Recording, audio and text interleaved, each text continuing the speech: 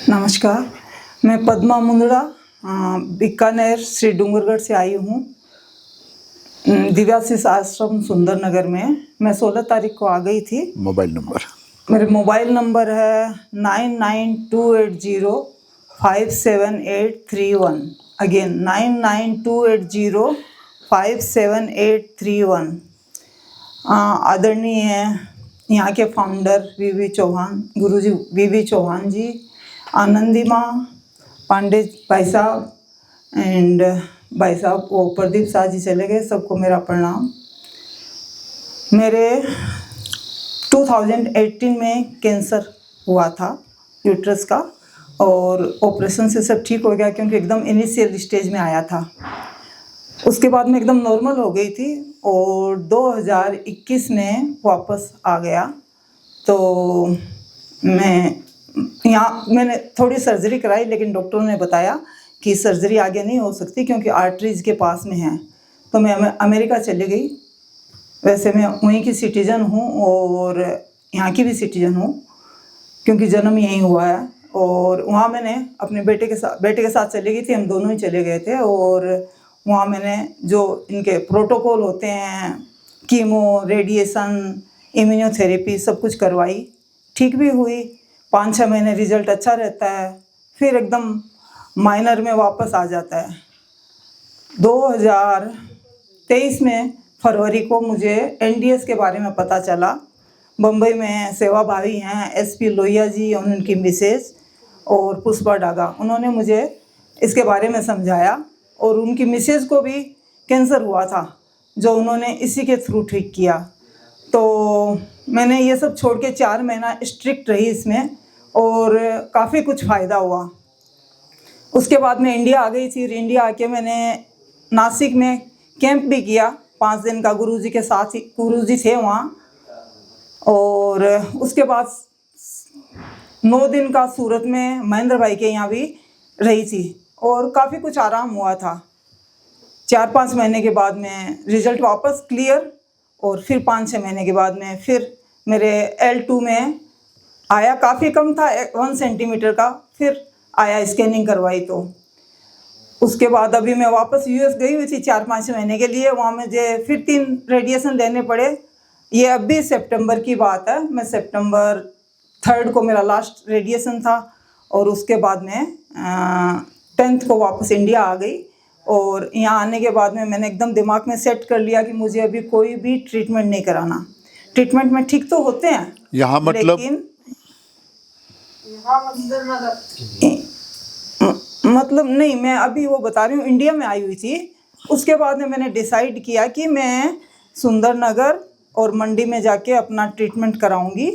और वहाँ से सारी चीज़, ट्रीटमेंट नहीं कहूँगी, वहाँ से सारी चीज़ें मैं सीख के आऊँगी कि कैसे क्या करना होता है। क्योंकि किया तो मैंने भी था, 4 महीने स्ट्रिक्ट भी रही थी, लेकिन उसके बाद में कुछ गलतियाँ कर बैठी थी जो नहीं होनी चाहिए थी। तो अभी अच्छे से सिखाया है, सब प्यार से सबने सिखाया है और हर क्वेश्चन, हर क्वारी का मुझे जवाब मिला है। तो मैं अभी ऐसे ही सोच रही हूँ कि मैं कम्प्लीटली ठीक हूँ, मेरे कैंसर वगैरह कुछ भी नहीं है। और धन्यवाद सबको। और मैं आशा करती हूँ, मैं यहाँ से आई हूँ तब से ही सेवा में, पता नहीं और तो ज़्यादा कुछ नहीं कर पा रही, लेकिन मैं अपने सब फ्रेंड्स, फैमिली और जो भी हैं उन सबको बता रही हूँ कि भाई आप लोग दूध से स्टार्ट करो और स्टेप बाय स्टेप जाओ। खाली 5-7 दिन ट्राई करो, खाली 10 दिन ट्राई करो। यदि आपको कुछ भी फर्क लगता है तो उनको फिर कंटिन्यू करो। Thank you. मैं आपको एक सवाल पूछूंगा। ज़्यादातर कैंसर पेशेंट कीमोथेरापी की ओर जाते हैं या एलोपैथी में कीमोथेरापी दी जाती हैं। आपने भी कीमोथेरापी ली है, तो कीमोथेरापी के बारे में आप क्या, आपकी राय बताएंगे? कीमोथेरेपी बहुत पेनफुल है, लेकिन मैं तो मेडिकल ट्रीटमेंट में चली गई थी तो मेरे पास ज़्यादा चॉइस नहीं थी।